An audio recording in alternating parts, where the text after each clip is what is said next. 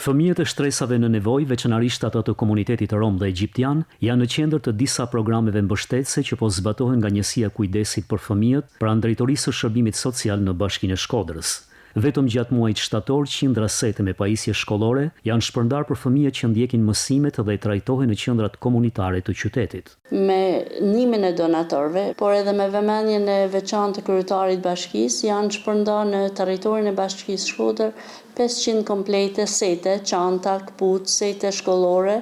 që fëmijëve që kanë më nevojë të jenë barabartë me fëmijët e tjerë të komunitetit dhe ta fillojnë vitin e ri shkollor me një integritet si gjithë fëmijët e tjerë. Për fëmijët e komunitetit rom dhe egjiptian, si një ndër shtresat më në nevojë, funksionon aktualisht edhe një qendër e veçantë komunitare në Shkodër, e cila ofron mbështetje dhe trajtim për 10 fëmijë. Në këtë qendër rreth 30 fëmijë çdo ditë i afrohet shërbim transporti që fëmijët nga banesat sociale, nga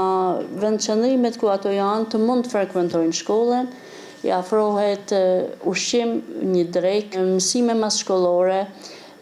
familjeve tyne paketa ushqimore dhe veshmathje, në mënyrë që të lehtësojmë pak situatën e tyne dhe të integrojmë një lloj si fëmijë tjerë. Në Bashkinë e Shkodrës janë në funksion 9 qendra komunitare për familjen, 5 prej të cilave ndodhen në qytet dhe 4 të tjera në njësitë administrative.